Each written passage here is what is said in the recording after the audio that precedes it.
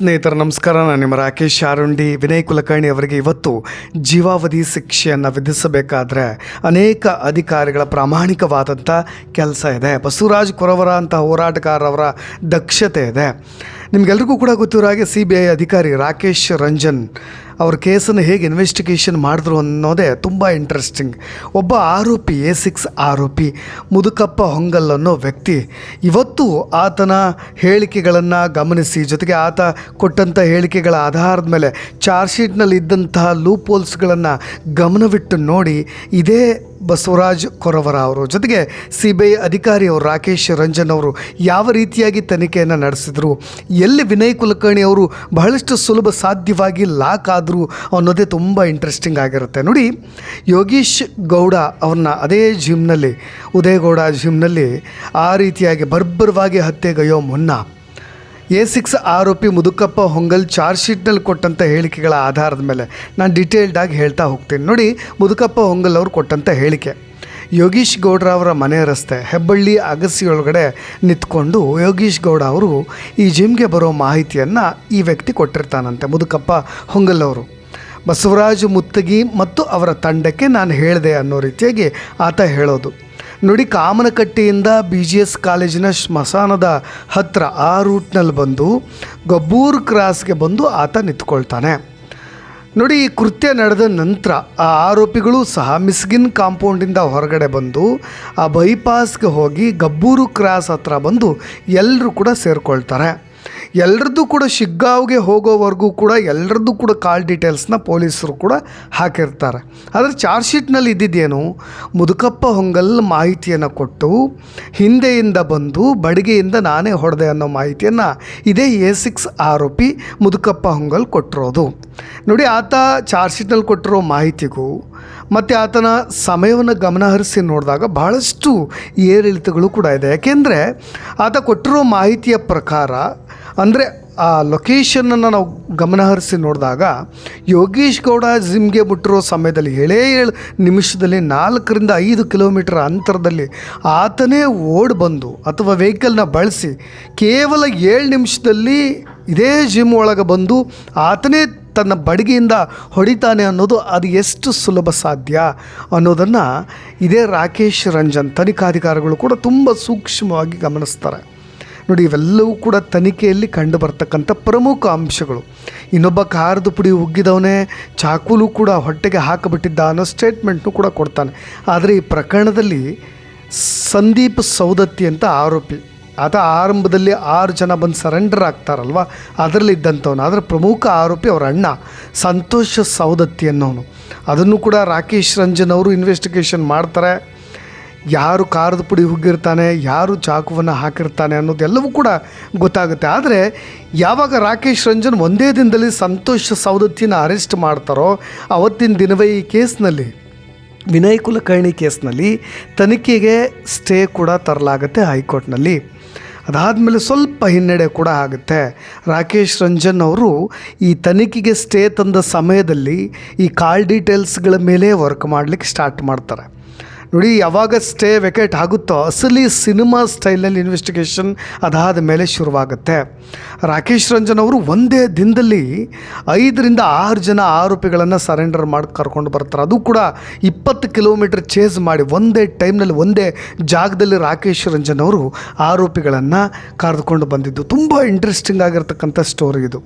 ನೋಡಿ, ನಮ್ಮ ಮಾಫಿ ಸಾಕ್ಷಿ ಅಪ್ರೂವರ್ ಆಗಿ ಕೋರ್ಟ್ಗೆ ಬಂದು ಅಪ್ಲಿಕೇಶನ್ ಹಾಕಿ ನಿಂತಾಗ, ಅಪ್ರೂವರ್ ಸ್ಟೇಟಸನ್ನು ಹಾಕಿ ನಿಂತಾಗ ಒಂದು ಧೈರ್ಯ ಬರುತ್ತೆ, ಇನ್ನು ಮುಂದೆ ಈ ಕೇಸ್ ಇನ್ನೊಂದು ಹಂತಕ್ಕೆ ಹೋಗುತ್ತೆ ಅಂತ. ಇನ್ನು ಅಚ್ಚರಿಯ ವಿಷಯ ಅಂದರೆ ಈ ಯೋಗೀಶ್ ಗೌಡ ಅವರ ಕೃತ್ಯವನ್ನು ಕಣ್ಣಾರೆ ಕಂಡಂಥವ್ರು ಅಲ್ಲೇ ಅದೇ ಉದಯಗೌಡ ಜಿಮ್ ಇರುತ್ತಲ್ವ, ಅದ್ರ ಪಕ್ಕದಲ್ಲಿರ್ತಕ್ಕಂಥ ಅಂಚೆ ಕಚೇರಿ, ಅವರೆಲ್ಲರೂ ಕೂಡ ಅಂಚೆ ಕಚೇರಿಯ ಒಳಗೆ ಬಂದು ನಿಂತ್ಕೊಂಡು ಈ ಥರದ ಒಂದು ಕೃತ್ಯವನ್ನು ಕಣ್ಣಾರೆ ಕಂಡಿರ್ತಾರೆ. ಅದೆಲ್ಲವೂ ಕೂಡ CCTV ಫೂಟೇಜ್ನಲ್ಲೂ ಕೂಡ ರೆಕಾರ್ಡ್ ಆಗಿರುತ್ತೆ. 164 ಸ್ಟೇಟ್ಮೆಂಟ್ನಲ್ಲಿ ಕೊಟ್ಟಿದ್ದನ್ನು, 164 ಸ್ಟೇಟ್ಮೆಂಟ್ ವ್ಯಾಲಿಡ್ ಎಷ್ಟಿದೆ ಅನ್ನೋದು ನಿಮಗೆಲ್ರಿಗೂ ಕೂಡ ಗೊತ್ತಿದೆ. ಯಾಕೆಂದರೆ ಅದನ್ನು ಒಬ್ಬ ನ್ಯಾಯಾಧೀಶರ ಮುಂದೆ ಕೊಟ್ಟಿರ್ತಕ್ಕಂತಹ ಸ್ಟೇಟ್ಮೆಂಟ್ ಅದು 164 ಸ್ಟೇಟ್ಮೆಂಟ್. ಅದನ್ನು ಅವರೆಲ್ಲರೂ ಕೂಡ ಕೋರ್ಟ್ನಲ್ಲಿ ಬಂದು ಹೇಳೋದಿಲ್ಲ. ಆದರೆ ಅನೇಕರು ಕೋರ್ಟ್ನಲ್ಲಿ ಉಲ್ಟಾ ಹೊಡೆದ್ರು ಕೂಡ ಕೋರ್ಟ್ನಲ್ಲಿ ಹೋಸ್ಟೆಲ್ ಆದರೂ ಕೂಡ ಒಬ್ಬ ಮಹಿಳೆ ಮಾತ್ರ 8 ಗಂಟೆಗಳ ಕಾಲ ನಿರಂತರವಾಗಿ ನಿಜವಾದಂಥ ಸಾಕ್ಷ್ಯನ ನುಡಿತಾಳೆ. ಅದೆಲ್ಲವೂ ಕೂಡ ಈ ಕೇಸ್ ಈ ಹಂತಕ್ಕೆ ಬಂದು ನಿಲ್ಲುವಲ್ಲಿ ಪ್ರಮುಖವಾದಂಥ ಕಾರಣಗಳಾಗ್ತವೆ. ನಿಮಗೆಲ್ರಿಗೂ ಕೂಡ ಗೊತ್ತಿದೆ, ಅನೇಕರು ಹೀಗೆ ಅಂದ್ಕೊಂಡಿದ್ದಾರೆ, ಎಲ್ಲೋ ಒಂದು ಕಡೆ ರಿಯಲ್ ಎಸ್ಟೇಟ್ ವಿಚಾರವಾಗಿ ಗಲಾಟೆ ಶುರುವಾಯಿತು, ಈ ಒಂದು ವೈಷಮ್ಯ ಶುರುವಾಯಿತು, ಅದೇ ಕಾರಣಕ್ಕೆ ವಿನಯ್ ಕುಲಕರ್ಣಿ ಅವರು ಸುಪಾರಿ ಕೊಟ್ಟು ಆತನ ಪ್ರಾಣವನ್ನು ತೆಗೆಸಿಬಿಟ್ರು ಅಂತ. ನೋಡಿ, ಒಂದು ಆ ಜಮೀನಿನ ವ್ಯಾಜ್ಯ ಇದ್ದಿದ್ದು, ಅಂದರೆ ಜಮೀನು ಯಾರಿಗೆ ಸಂಬಂಧಪಟ್ಟಿದ್ರು ಅಂದರೆ ನಾಗೇಂದ್ರ ತೋಡ್ಕರ್ ಅಂತ ಹೇಳಿ, ಅಂದರೆ ಅವರ ರಿಲೇಷನ್ಗೆ ಸಂಬಂಧಪಟ್ಟಿರ್ತಕ್ಕಂಥದ್ದು, ವಿನಯ್ ಕುಲಕರ್ಣಿ ಅವರ ಒಂದು ಸಂಬಂಧಿಗಳಿಗೆ ಸಂಬಂಧಪಟ್ಟಿದ್ದು. ಅದಕ್ಕೂ ಯೋಗೇಶ್ ಗೌಡರ ಕುಟುಂಬಕ್ಕೂ ಯಾವುದೇ ರೀತಿಯಾದಂಥ ಸಂಬಂಧಗಳು ಇರಲೇ ಇಲ್ವಂತೆ. ಅಂದರೆ ಅದನ್ನು ಸೃಷ್ಟಿ ಮಾಡಲಾಗಿತ್ತು. ಅಂದರೆ ಇಲ್ಲದೇ ಇರತಕ್ಕಂಥ ವ್ಯಾಜ್ಯವನ್ನು ಬೇಕಂತಲೇ ಸೃಷ್ಟಿ ಮಾಡಿ ಇದು ಭೂ ವ್ಯಾಜ್ಯದಿಂದ ಸಂಬಂಧಪಟ್ಟ ಕಲಹ, ಹಾಗಾಗಿಯೇ ಈ ರೀತಿಯಾದಂಥ ಕೃತ್ಯವನ್ನು ಎಸಗಿದ್ದಾರೆ ಅಂತ ಹೇಳಿ ಸೃಷ್ಟಿಕರ್ತ ಆರೋಪಿಗಳನ್ನು ಕೂಡ ಕ್ರಿಯೇಟ್ ಮಾಡಿ ವಿನಯ್ ಕುಲಕರ್ಣಿ ಅವರು ಈ ಕೇಸ್ನಲ್ಲಿ ಸುಪಾರಿ ಕೊಟ್ಟು ಪ್ರಾಣವನ್ನು ತೆಗೆಸೋ ಕೆಲಸವನ್ನು ಮಾಡಿದರು. ಆದರೆ ಅಸಲಿಗೆ ಶುರುವಾಗಿದ್ದು ನಿಮ್ಗೆಲ್ರಿಗೂ ಕೂಡ ಗೊತ್ತಿರೋ ಹಾಗೆ ಪ್ರಗತಿ ಪರಿಶೀಲನಾ ಸಭೆಯಲ್ಲಿ ಇದೆಲ್ಲವೂ ಕೂಡ ಚಾರ್ಜ್ ಶೀಟಲ್ಲಿ ಉಲ್ಲೇಖ ಆಗಿರೋದನ್ನು ನಾನು ಇನ್ನೊಂದು ಸ್ವಲ್ಪ ನಿಮಗೆ ಡೀಟೇಲ್ಡಾಗಿ ಹೇಳ್ತಾ ಇದ್ದೀನಿ. ಪ್ರಗತಿ ಪರಿಶೀಲನಾ ಸಭೆಯಲ್ಲಿ ನೀರಿಗೆ ಸಂಬಂಧಪಟ್ಟ ಹಾಗೆ ಒಂದು ಜಗಳ ZPಯಲ್ಲಿ ಅಲ್ಲಿ ಒಂದು ನೀರಿಗೆ ಸಂಬಂಧಪಟ್ಟ ಹಾಗೆ ಜಗಳ, ವ್ಯಾಜ್ಯ, ವಾದ ವಿವಾದಗಳೆಲ್ಲವೂ ಕೂಡ ನಡೀತಾ ಇರುತ್ತೆ. ಇದೇ ವಿನಯ್ ಕುಲಕರ್ಣಿ ಅವ್ರಿಗೂ ಮತ್ತು ಯೋಗೇಶ್ ಗೌಡ ಅವ್ರಿಗೂ ಕೂಡ ಒಂದು ರೀತಿಯಾದಂಥ ವಾಗ್ವಾದಗಳು ಕೂಡ ನಡೆಯುತ್ತೆ. ಅಲ್ಲಿ ಆ ಮಾತಿನ ಭರದಲ್ಲಿ ಬೆರಳಿಗೆ ಬೆರಳನ್ನು ತೋರಿಸಿ ಮುಖಕ್ಕೆ ಮುಖ ಕೊಟ್ಟು ಮಾತನಾಡುವ ಭರದಲ್ಲಿ ಒಂದು ರೀತಿಯಾದಂಥ ವಾದ ವಿವಾದಗಳು ಕೂಡ ನಡೆಯುತ್ತೆ. ಆಗ ವಿನಯ್ ಕುಲಕರ್ಣಿ ಅವರಿಗೆ ಈತ ಒಂದು ತನ್ನದೇ ಆದಂಥ ಸಮುದಾಯಕ್ಕೆ ಸೇರಿದವನು, ಪಂಚಮಸಾಲಿ, ಈತ ತನಗೆ ರಾಜಕೀಯದಲ್ಲಿ ದೊಡ್ಡ ವೈರಿ ಆಗೇ ಆಗ್ತಾನೆ, ಎದುರಾಳಿ ಆಗೇ ಆಗ್ತಾನೆ, ತಾನು ರಾಜಕೀಯದಲ್ಲಿ ಮುಂದುವರಿಯೋದು ಆಗೋದಿಲ್ಲ ಅನ್ನೋ ರೀತಿಯಾಗಿ ಇವೆಲ್ಲವುಗಳನ್ನು ಗಮನದಲ್ಲಿಟ್ಕೊಂಡೆ ಈ ಥರ ಒಂದು ಕೃತ್ಯವನ್ನು ಎಸಗಲಿಕ್ಕೂ ಕೂಡ ಮುಂದಾಗ್ತಾರೆ.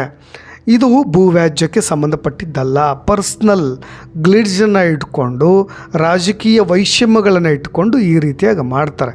ನಿಮಗೆಲ್ರಿಗೂ ಕೂಡ ಗೊತ್ತಿರುವಾಗ DYSP ತುಳಜಪ್ಪ ಸುಲ್ಫಿ ಅವರು 2017 ಸೆಪ್ಟೆಂಬರ್ನಲ್ಲಿ ಅನೇಕ ಬಾರಿ ರಾಜಿ ಸಂಧಾನಕ್ಕೂ ಕೂಡ ಪ್ರಯತ್ನ ಪಟ್ಟಿದ್ದು, ಅವರು ಕುಟುಂಬದವ್ರನ್ನೂ ಕೂಡ ರೀಚ್ ಮಾಡಿದ್ವು, ಎಲ್ಲವನ್ನೂ ಕೂಡ ಗಮನಿಸ್ಬೋದು. ಜೊತೆಗೆ ಇನ್ನೊಂದು ಇಂಟ್ರೆಸ್ಟಿಂಗ್ ವಿಷಯ ಹೇಳಲೇಬೇಕು ನಾನು. ಈ ಕೇಸ್ನಲ್ಲಿ ಮಕಾಡೆ ಮಲಗಿಸ್ಲಿಕ್ಕೋಸ್ಕರ, ಈ ಕೇಸನ್ನು ಇಲ್ಲಿಗೆ ನಿಲ್ಲಿಸ್ಲಿಕ್ಕೋಸ್ಕರ ಬಸವರಾಜ್ ಕೊರವರ ಅಂತಹ ಹೋರಾಟಗಾರರು ಇಲ್ಲಿವರೆಗೂ ಕೂಡ ಪಟ್ಟು ಹಿಡಿದು ನಿಂತ್ಕೊಂಡ್ರು. ಆದರೆ ಅಟ್ಲೀಸ್ಟ್ ಅವರ ಸ್ವಂತ ಹೆಂಡತಿ ಮಲ್ಲಮ್ಮಗೌಡರು ಉಲ್ಟಾ ಹೊಡೆದಾಗ ಇರ್ತಕ್ಕಂಥ ಅಫಿಡವಿಟ್ ಹಾಕ್ಲಿಕ್ಕೆ ಇರ್ತಕ್ಕಂಥ ಆಪ್ಷನ್ ಒಂದು ಗುರುನಾಥ್ ಗೌಡರು ಅವ್ರ ಬ್ರದರ್, ಯೋಗೀಶ್ ಗೌಡ್ರ ಅವರ ಬ್ರದರ್, ಜೊತೆಗೆ ಅವರ ತಾಯಿ ತುಂಗಮ್ಮ ಗೌಡರು, ಅವರಿಂದ ಅಫಿಡವಿಟ್ ಹಾಕಬೇಕಾಗಿತ್ತು. ಅದು ಕೂಡ ಸಾಧ್ಯವಾಗಿಲ್ಲದೆ ಇದ್ದರೆ ಬೇರೆಯವರಿಂದ ಈ ಕೇಸನ್ನು ತೆಗೆದುಕೊಂಡು ಹೋಗುವಲ್ಲಿ ಭಾಳಷ್ಟು ಕಷ್ಟ ಸಾಧ್ಯ ಆಗ್ತಾಯಿತ್ತು. ಹಾಗಾಗಿ ಗುರುನಾಥ್ ಗೌಡರು ರೆಡಿ ಇದ್ದರು. ಇನ್ನು ಅವ್ರ ತಾಯಿ ತುಂಗಮ್ಮ ಗೌಡರು ಅವ್ರನ್ನೂ ಕೂಡ ಸಿದ್ಧರನ್ನಾಗಿ ಮಾಡಿಬಿಟ್ಟಿದ್ರು.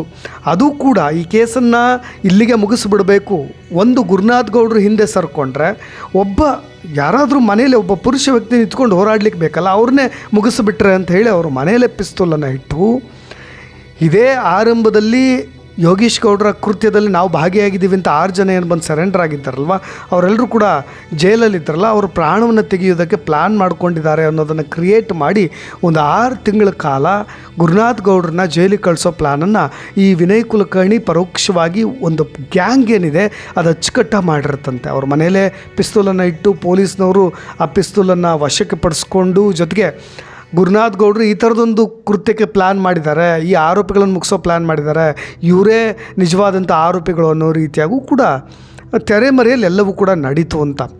ಕೋರ್ಟ್ಗೆ ಅವತ್ತು ಸರೆಂಡರ್ ಮಾಡಿದರೆ ಗುರುನಾಥ್ ಸೇಫ್ ಆಗ್ತಾಯಿದ್ರು, ಸೇಫ್ ಆದರು ಅನ್ನೋ ವಿಚಾರಗಳನ್ನು ನಾವಿಲ್ಲಿ ಗಮನಿಸ್ಬೇಕು. ಅವ್ರ ಮನೆಯಲ್ಲಿ ಗಂಡು ಮಕ್ಕಳೇ ಇಲ್ಲದೆ ಇದ್ದರೆ ಈ ಕೇಸನ್ನು ಮುಚ್ಚಾಕೋ ಪ್ರಯತ್ನ ಯಾವ ರೀತಿಯಾಗಿರ್ತಿತ್ತು ಅಂತ.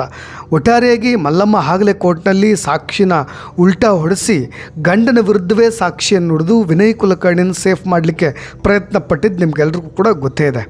ಯಾಕೆ ಅಂದರೆ ನೋಡಿ, ಮಲ್ಲಮ್ಮ ಗೌಡರು ಕೋರ್ಟ್ನಲ್ಲಿ ವಿರುದ್ಧವಾದಂಥ ಸಾಕ್ಷಿಯನ್ನು ನುಡಿತಾರೆ. ಅದಕ್ಕೆ ಕಾರಣ ಬಿಜಾಪುರದ DYSP ಅವರು ಕೂಡ ಇಲ್ಲಿಗೆ ಎಂಟ್ರಿ ಕೊಟ್ಟರು. ತುಳಜಪ್ಪ ಸುಲ್ಫಿ ಅನ್ನೋರು ಈ ಒಂದು ಕೇಸ್ನಲ್ಲಿ ಬಿಜಾಪುರದ DYSP ಯಾಕೆ ಎಂಟ್ರಿ ಕೊಡ್ತಾರೆ ಅಂದರೆ ನಿಮ್ಗೆಲ್ರಿಗೂ ಕೂಡ ಗೊತ್ತಿರೋ ಹಾಗೆ ಅಲ್ಲಿಂದ ಪಿಸ್ತೂಲ್ಗಳನ್ನು ತರಲಾಗಿತ್ತು ಅಂತ. ಯಾಕೆ ಅಂದರೆ ಇದೇ ಭೀಮಾ ತೀರದ ಹಂತಕರ ಕಾಂಟ್ಯಾಕ್ಟು ಕೂಡ ಅಲ್ಲಿ ಬಂದಿದ್ದು, ಅಲ್ಲಿಂದ ಪಿಸ್ತೂಲನ್ನು ತರಿಸೋ ಪ್ರಯತ್ನಗಳನ್ನು ಮಾಡಿದ್ದು ಅಂತ. ಆಗ ಬಿಜಾಪುರದ DYSP ತುಳಜಪ್ಪ ಸುಲ್ಫಿ ಅವರು ಇಲ್ಲಿ ಸಾಕ್ಷಿಗಳನ್ನು ನುಡಿಲಿಕ್ಕೆ ಅಂತ ಬಂದಾಗ ಇಲ್ಲಿರ್ತಕ್ಕಂಥ ಸಾಕ್ಷಿಗಳಿಗೆ ಮನವೊಲಿಸಿ, ಒಂದು ಮಲ್ಲಮ್ಮ ಗೌಡ್ರನ್ನ ಅವ್ರನ್ನ ಮನವೊಲಿಸೋ ಕೆಲಸಗಳಂತೂ ಆಗಿತ್ತು. ಇನ್ನು ಗುರುನಾಥ್ ಗೌಡ್ರ ಮನವೊಲಿಸೋ ಕೆಲಸಗಳನ್ನು ಕೂಡ ಅವರು ಪ್ರಯತ್ನ ಪಡ್ತಾರೆ. ಯಾಕೆಂದರೆ ಅವರ ಮನೆಗೆ ಭೇಟಿ ಕೊಟ್ಟು, ಅವ್ರ ತೋಟಗಳಿಗೆ ಭೇಟಿ ಕೊಟ್ಟು, ಅವರ ಮನವೊಲಿಸೋ ಕೆಲಸಗಳನ್ನು ಮಾಡಿ ವಿನಯ್ ಕುಲಕರ್ಣಿ ಅವ್ರನ್ನ ಸೇಫ್ ಮಾಡೋ ಕೆಲಸವನ್ನು ಕೂಡ ಮಾಡಿದರು ಅನ್ನೋ ರೀತಿಯಾಗಿ ನೋಡಿ. ಇದು ಯಾವ ಹಂತಕ್ಕೆ ಹೋಗಿತ್ತು ಅನ್ನೋದು ನೀವೆಲ್ಲರೂ ಕೂಡ ಸೂಕ್ಷ್ಮ ಗಮನಿಸಬಹುದು. ಇನ್ನು ಮಾಫಿ ಸಾಕ್ಷಿ ಬಸವರಾಜ ಮುತ್ತಿಗೆ ಅವರು, ನಮಗೆಲ್ಲರಿಗೂ ಕೂಡ ಗೊತ್ತಿರೋ ಹಾಗೆ ಯುವ ವಕೀಲರ ಸಂಘದ ರಾಜ್ಯಾಧ್ಯಕ್ಷರಾಗಿದ್ದರು ಆಗಿನ ಕಾಲಕ್ಕೆ. ಅವರು ಕೂಡ ಭಾಗಿಯಾಗಿದ್ದರು. ನಾನು ಅವ್ರ ಮೇಲೆ ಅಪಾರವಾದಂಥ ಗೌರವ ಇತ್ತು, ಎಮೋಷ್ನಲಿ ಅಟ್ಯಾಚ್ಮೆಂಟ್ ಇತ್ತು ವಿನಯ್ ಕುಲಕರ್ಣಿ ಅವ್ರ ಮೇಲೆ. ಹಾಗಾಗಿ ಅವ್ರ ಜೊತೆ ಸೇರಿಕೊಂಡೆ ಅಂತ ಬಸವರಾಜ ಮುತ್ತಿಗೆಯವರೇ ಸ್ವತಃ ಅವರು ಹಂಚ್ಕೊಳ್ತಾರೆ. ಅದಕ್ಕಿಂತ ಮುಂಚೆ ಸ್ವಲ್ಪ ಕಾಳಜಿ ಇದ್ದಿದ್ದರಿಂದ, ಯೋಗೇಶ್ ಗೌಡ ಅವರ ಮೇಲೆ ಸ್ವಲ್ಪ ಕನ್ಸರ್ನ್ ಇದ್ದಿದ್ದರಿಂದ 6ನೇ ತಾರೀಕೆ ಒಂದು ಲೆಟ್ರನ್ನ ಬರೆದು ಬಿಡ್ತಾರೆ ಬಸವರಾಜ ಮುತ್ತಿಗೆಯವರು, ಸ್ವಲ್ಪ ಉಳ್ಕೊಳ್ಳಿ ಈತ ತನ್ನ ಪ್ರಾಣವನ್ನು ಉಳಿಸ್ಕೊಳ್ಳಿ ಅಂತ. ಆದರೆ ದುರದೃಷ್ಟವಶಾತ್ ಅದು 7, 8ನೇ ತಾರೀಕಿಗೆ ಬರಬೇಕಾಗಿದ್ದಂಥ ಲೆಟ್ರು ಅವ್ರ ಮನೆಗೆ 14ನೇ ತಾರೀಕು ಬಂದು ತಲುಪುತ್ತೆ. ನಿಮಗೆಲ್ರಿಗೂ ಕೂಡ ಅದನ್ನು ಗಮನಿಸ್ಬೋದು. ಅಂದರೆ ಬಸವರಾಜ ಮುತ್ತಿಗೆಯವ್ರಿಗೆ ಯೋಗೇಶ್ ಗೌಡ್ರನ್ನ ಉಳಿಸ್ಕೊಳ್ಬೇಕು ಅನ್ನೋ ಒಂದು ಆಸಕ್ತಿ ಇರುತ್ತೆ. ಆದರೆ ಅದು ಯಾವುದು ಕೂಡ ಆಗೋದಿಲ್ಲ. ಆ ಥರದ ಒಂದು ಕೃತ್ಯ ನಡೆದೇ ಹೋಗ್ಬಿಡ್ತು. ಇನ್ನು ಮಲ್ಲಮ್ಮ ಅವರು ಕಂಪ್ಲೇಂಟ್ ಕೊಡ್ಲಿಕ್ಕೆ ಹೋದಾಗ ಹಜರತ್ ಅಲಿ ಅನ್ನೋ ಡ್ರೈವರ್ನ ಇಟ್ಕೊಂಡು ಗುಡುಗುಂಟೆ ಡಾಕ್ಟ್ರನ್ನವ್ರನ್ನ ಒಬ್ಬರನ್ನ ಕರ್ಕೊಂಡು ಕಂಪ್ಲೇಂಟನ್ನು ಕೊಡಬೇಕಾದ್ರೆ ಐವೋ ಚೆನ್ನಕೇಶವ ಟಿಂಗರಿಕರ್ ಅವರು ಯಾವ ರೀತಿಯಾದಂತಹ ಅಸಡ್ಡೆತನವನ್ನು ತೋರಿದ್ರು ಅನ್ನೋದನ್ನು ನಾನು ಕಳೆದ ವಿಡಿಯೋದಲ್ಲಿ ಹೇಳಿಬಿಟ್ಟಿದ್ದೀನಿ. ನಿಮಗೆಲ್ರಿಗೂ ಕೂಡ ಗೊತ್ತಾಗ ಅವತ್ತು ಆ ಘಟನೆ ನಡೆದ ನೆಕ್ಸ್ಟ್ ಡೇ 17ನೇ ತಾರೀಕು ಅದೇ ಆರೋಪಿಗಳು ಸರೆಂಡರ್ ಆಗ್ತಾರೆ. ಎಲ್ಲೋ ಏರ್ಪೋರ್ಟ್ ರೋಡ್ನಲ್ಲಿ ಇರ್ತಾರೆ. ನಿಮಗೆಲ್ರಿಗೂ ಕೂಡ ಗೊತ್ತಿರೋ ಹಾಗೆ ACP ಕಮಿಷನರ್ಗಳು ಫೋನ್ ಮಾಡ್ತಾರೆ, ನೋಡಪ್ಪ ಈ ಥರ ಕೃತ್ಯವನ್ನು ಎಸಗಿದವರು ಅಲ್ಲೋ ಇದಾರಂತೆ, ಅವ್ರನ್ನ ಕರ್ಕೊಂಡು ಬಂದು ನೀನು ಸರೆಂಡರ್ ಮಾಡು ಅಂತ. ಚೆನ್ನಕೇಶವ ಟಿಂಗರಿಕರ್ ಅವರು ಕಮಿಷನರ್ ಹೇಳಿದಂಥ ಮಾತುಗಳನ್ನು ಚಾಚು ತಪ್ಪದೆ ಪಾಲಿಸ್ತಾರೆ. ವಿನಯ್ ಕುಲಕರ್ಣಿ, ಕಮಿಷನರ್, DCP ಇವರೆಲ್ಲರ ಪ್ಲ್ಯಾನ್ ಮೊದಲೇ ಪ್ರೀ ಪ್ಲ್ಯಾಂಡ್ ಇರುತ್ತೆ. ನಿಮಗೆಲ್ರಿಗೂ ಕೂಡ ಗೊತ್ತಿರೋ ಹಾಗೆ ಇದೇ ಸಜ್ಗಿ ಹೋಟ್ಲಿಂದ, ಅಲ್ಲೇ ಒಂದು ಹೋಟ್ಲಿಂದ ಊಟವನ್ನು ತರಿಸ್ಕೊಂಡು ಬಸವರಾಜ ಮುತ್ತಿಗೆ, ಕಮಿಷನರ್, DCP, ವಿನಯ್ ಕುಲಕರ್ಣಿ ಎಲ್ಲರೂ ಕೂಡ ಸೇರಿಕೊಂಡು ಒಂದು ಮೀಟಿಂಗ್ ಮಾಡಿ ಈ ಥರದ್ದು ಒಂದು ಕಮಿಷನರ್ ಲೆವೆಲ್ಲಿಗೆ ಮೀಟಿಂಗ್ ಮಾಡಿ ಮುಗಿಸೋ ಪ್ಲ್ಯಾನ್ನ ನೀವು ಮಾಡಿಕೊಂಡಿದ್ದು. ಒಂದು ಕಡೆ ಬಹಳಷ್ಟು ಬೇಸರ ಆಗುತ್ತೆ ನಮ್ಮ ವ್ಯವಸ್ಥೆಯ ವಿರುದ್ಧವಾಗಿ. 20 ಜನರದ್ದು 164 ಸ್ಟೇಟ್ಮೆಂಟನ್ನು ತೆಗೆದುಕೊಂಡಿರೋದು ಈ ಕೇಸ್ನಲ್ಲಿ. ಆದರೆ 5 ಜನ ಅದರಲ್ಲಿ ಪೊಲೀಸ್ ಅಧಿಕಾರಿಗಳು ಕೂಡ ಇರ್ತಾರೆ. 164 ಸ್ಟೇಟ್ಮೆಂಟ್ ಅಂತ ಕೊಟ್ಟವರು ಕೊನೆಗೆ ACP ಲೆವೆಲ್ಗಿದ್ದಂಥವರು ಕೂಡ, ನಿಮಗೆ ಪಾಟೀಲ್ ಗೌಡ್ರಂಥ ಹೆಡ್ ಕಾನ್ಸ್ಟೇಬಲ್ ಎಲ್ಲ ಸತ್ಯವನ್ನು ಹೇಳಿದಂಥ ಪೊಲೀಸ್ ಅಧಿಕಾರಿ, ಇನ್ನು 4 ಜನ ಉಲ್ಟಾ ಹೊಡೆದು ಬಿಡ್ತಾರೆ. ಪೊಲೀಸ್ನವ್ರಿಗೆ ಕೋರ್ಟ್ ಫರ್ಜರಿ ಕೇಸನ್ನು ಕೂಡ ಈಗ ಹಾಕಲಾಗಿದೆ. ನಿಮ್ಮೆಲ್ರಿಗೂ ಕೂಡ ಗೊತ್ತಿರೋ ಹಾಗೆ 4 ಜನ ಪೊಲೀಸ್ನವ್ರು ಉಲ್ಟಾ ಹೊಡಿತಾರೆ ಅಂತ. ಯಾಕೆಂದರೆ 164 ಸ್ಟೇಟ್ಮೆಂಟ್ನ ಅಲ್ಲಿ ಪ್ರಾಮಾಣಿಕವಾಗಿ ಕೊಟ್ಟು ಕೋರ್ಟ್ ಹಾಲ್ನಲ್ಲಿ ಅದನ್ನು ಉಲ್ಟಾ ಹೇಳಿಬಿಡ್ತಾರೆ. ಯಾಕೆಂದರೆ ವಿನಯ್ ಕುಲಕರ್ಣಿ ಅವರ ಪುಡಿಗಾಸನ್ನು ತಿಂದುಬಿಟ್ಟಿರ್ತಾರಲ್ಲ, ಹಾಗಾಗಿ ಅವ್ರ ಮನೆ ನಾಯಿಗಳ ರೀತಿಯಾಗಿ ವರ್ತನೆ ಮಾಡಿರ್ತಾರಲ್ಲ, ಹಾಗಾಗಿ ನೋಡಿ ACP ಗ್ರೇಡ್ ಅಧಿಕಾರಿಗಳು ಕೂಡ ಹೋಸ್ಟೆಲ್ ಆಗಿಬಿಟ್ರಲ್ಲ ಈ ಕೇಸ್ನಲ್ಲಿ ಅಂತ. ಅವರಿಗೆ ಮಾನ ಮರ್ಯಾದೆ ಇಲ್ವಾ ಅಂತ ನೋವನ್ನು ಹಂಚ್ಕೊಂಡಂಥವ್ರು ಈ ಕೇಸ್ನಲ್ಲಿ ಹೋರಾಟ ಮಾಡಿದಂಥ ಬಸವರಾಜ್ ಕೊರವರ ಅವರು. ಇನ್ನು ಈ ಕೇಸ್ನಲ್ಲಿ ಇನ್ನೊಂದಿಷ್ಟು ತುಂಬ ಇಂಟ್ರೆಸ್ಟಿಂಗ್ ಆಗಿರ್ತಕ್ಕಂಥ ಸ್ಟೋರಿ ಅಂದರೆ, ಜಡ್ಜ್ ಕೂಡ ರಾಜೀನಾಮೆ ಕೊಡ್ತಕ್ಕಂಥ ಪರಿಸ್ಥಿತಿ ಬರುತ್ತೆ. ಯಾಕೆ ಅಂದರೆ ಜಡ್ಜ್ಗೆ ಒಂದು ಗುರುನಾಥ್ ಗೌಡ್ರವರು ಒಂದು ಅರ್ಜಿಯನ್ನು ಕೊಟ್ಟಿರ್ತಾರೆ, ಅದನ್ನು ಅವರು ರಿಸೀವೇ ಮಾಡ್ಕೊಳ್ಳೋದಿಲ್ಲ, ಬೀಸಿ ಮುಖಕ್ಕೆ ಹೋಗೋದು ಬಿಟ್ಟಿರ್ತಾರಂತೆ. ಹಾಗೆ ಈ ರೀತಿ ಬೀಸಾಕಬಾರ್ದು, ನೀವು ಇದನ್ನು ತೆಗೆದುಕೊಳ್ಳಿ, ಇಲ್ಲ ನಾನು ಈ ಅರ್ಜಿಯನ್ನು ತೆಗೆದುಕೊಳ್ಳೋದಿಲ್ಲ ಅಂತನಾದರೂ ನೀವು ಅದನ್ನು ಹೇಳಬೇಕು, ಅದು ರೆಕಾರ್ಡ್ ರೂಪದಲ್ಲಿ ಇರುತ್ತೆ ಅಂತ ಹೇಳಿ ಹೈಕೋರ್ಟ್ನಲ್ಲಿ ರಿಟ್ ಪಿಟಿಷನ್ ಕೇಳಿದ ಮೇಲೆ ಅದು ಬಹಳಷ್ಟು ದಿನಗಳ ಕಾಲ ಪೆಂಡಿಂಗ್ನಲ್ಲೇ ಉಳಿಸ್ಬಿಟ್ಟಿದ್ರಂತ ಜಡ್ಜ್. ನಂತರ ಅದನ್ನು ರಿಜಿಸ್ಟ್ರಾರ್ನಲ್ಲಿ ಹೋಗಿ ಕಂಪ್ಲೇಂಟ್ ಕೊಟ್ಟಾಗ ಅದು ಅಕ್ಸೆಪ್ಟ್ ಆಯಿತು, ಮುಂದಿನ ಹಂತಕ್ಕೆ ಹೋಯಿತು ಅಂತ. ಒಂದು ಬೇರೆ ಕೇಸ್ನಲ್ಲಿ ಇದೇ ಜಡ್ಜ್ ಸಾಹೇಬ್ರ ಮೇಲೆ ಒಂದು ಆರೋಪ ಇರುತ್ತೆ, ಒಂದು ಕ್ರೈಮ್ ಕೇಸ್ ಮೇಲೆ. ಇನ್ನು ಗುರುನಾಥ್ ಗೌಡ್ರು ಕೊಟ್ಟಂಥ ಕಂಪ್ಲೇಂಟನ್ನು ಅವ್ರು ಅಕ್ಸೆಪ್ಟ್ ಮಾಡಿದ್ರಿಂದ, ಜೊತೆಗೆ ಅದನ್ನು ನಮ್ಮದು ಏನೂ ಕೂಡ ಕೇಳ್ತಾನೆ ಇಲ್ಲ, ಏಕಪಕ್ಷೀಯವಾಗಿ ನಿರ್ಧಾರಗಳನ್ನು ತೆಗೆದುಕೊಳ್ತಾ ಇದ್ದಾರೆ ಜಡ್ಜ್ ಅಂತ ಹೇಳಿ ರಿಜಿಸ್ಟ್ರಾರ್ನಲ್ಲೂ ಕೂಡ ಕಂಪ್ಲೇಂಟ್ ಮಾಡಿದ ಮೇಲೆ ಅವ್ರನ್ನ ರಿಟೈರ್ಮೆಂಟ್ ಕೂಡ ಮಾಡಿಸ್ಬೇಕು ಅನ್ನೋ ಹಂತಕ್ಕೂ ಕೂಡ ಹೋಗುತ್ತೆ. ಆ ಜಡ್ಜ್ ರಿಟೈರ್ಮೆಂಟ್ ಕೂಡ ಕೊಡಬೇಕಾದಂಥ ಪರಿಸ್ಥಿತಿ ನಿರ್ಮಾಣವಾಗುತ್ತೆ. ನೋಡಿ ಏನೆಲ್ಲ ಏಳು ಬೀಳುಗಳಿದೆ ಈ ಕೇಸ್ನಲ್ಲಿ ಅಂತ. ನೋಡಿ, ಯೋಗೀಶ್ ಗೌಡರ ಕೃತ್ಯದ ಪ್ರಕರಣ 313 ಸ್ಟೇಟ್ಮೆಂಟ್ಗೆ ಹೋದ ಮೇಲೆ CBIಗೆ ಹೋಗಿದ್ದು. ಪ್ರಾಸಿಕ್ಯೂಷನ್ ಸಾಕ್ಷಿಗಳನ್ನು ವಿಚಾರಣೆ ಮಾಡಿದ ನಂತರ ಅದರ ಪ್ರತಿವಾದ ಆರಂಭವಾಗೋ ಮೊದಲೇ ನ್ಯಾಯಾಲಯವು ಸಾಮಾನ್ಯವಾಗಿ ಆರೋಪಿಗಳನ್ನು ಪ್ರಕರಣವನ್ನು ಪ್ರಶ್ನೆ ಮಾಡೋ ರೀತಿ, ಆ ಕಾರ್ಯವಿಧಾನ, ಅದನ್ನು ನಾವು 131 ಸ್ಟೇಟ್ಮೆಂಟ್ ಅಂತ ಹೇಳಿ ಕರಿತೀವಿ. ಈ ಕೇಸ್ನಲ್ಲೂ ಕೂಡ ಅದು ಆಗುತ್ತೆ. ಅದಾದ ನಂತರ ಒಂದು ಹಂತಕ್ಕೆ ಹೋಗಿ CBI ತನಿಖೆಗೆ ಹೋಗಿ ಈ ಕೇಸ್ ಇಲ್ಲಿಯವರೆಗೂ ಬಂದು ಜೀವಾವಧಿ ಶಿಕ್ಷೆಯನ್ನು ಕೊಡುವ ಮಟ್ಟಿಗೆ ಹೋಯಿತು. ಏನೆಲ್ಲ ಏರುಪೇರುಗಳು ಅಂತ. ಒಬ್ಬ ದಕ್ಷ ಅಧಿಕಾರಿ ರಾಕೇಶ್ ರಂಜನ್ ಅಂತವರು, ಜೊತೆಗೆ ಪಟ್ಟು ಹಿಡಿದು ಹೋರಾಟ ಮಾಡಿದಂಥ ಬಸವರಾಜ್ ಕೊರಾವರ ಅವರು, ಈ ಕೇಸ್ನಲ್ಲಿ ಉಲ್ಟಾ ಹೊಡಿಲಿಕ್ಕೆ ಹೋದಂಥ ಸ್ವಂತ ಹೆಂಡತಿ, ಅವರಿಗೆ ಚೀಮಾರಿ ಹಾಕಲೇಬೇಕಾಗತ್ತೆ. ಇನ್ನು ಅವರ ಅಣ್ಣ, ಸಹೋದರ ನಿಮಗೆಲ್ರಿಗೂ ಕೂಡ ಗೊತ್ತಿರೋ ಹಾಗೆ ಗುರುನಾಥ್ ಗೌಡರು ಈ ಥರದವ್ರು ಎಲ್ಲರ ಪರಿಶ್ರಮದಿಂದನೇ ಈ ಕೇಸ್ ಸಕ್ಸಸ್ ಆಗಿದ್ದು ಅನ್ನೋದನ್ನು ಹೇಳ್ತಾ ಇನ್ನಷ್ಟು ಅಪ್ಡೇಟ್ಸ್ಗಳೊಂದಿಗೆ ಚಾರ್ಜ್ ಶೀಟ್ನಲ್ಲಿ ಇರ್ತಕ್ಕಂಥ ಪ್ರಮುಖ ಅಪ್ಡೇಟ್ಸ್ಗಳೊಂದಿಗೂ ಕೂಡ ಮತ್ತೆ ಬರ್ತೀನಿ ಅಂತ ಹೇಳ್ತಾ ಧನ್ಯವಾದ.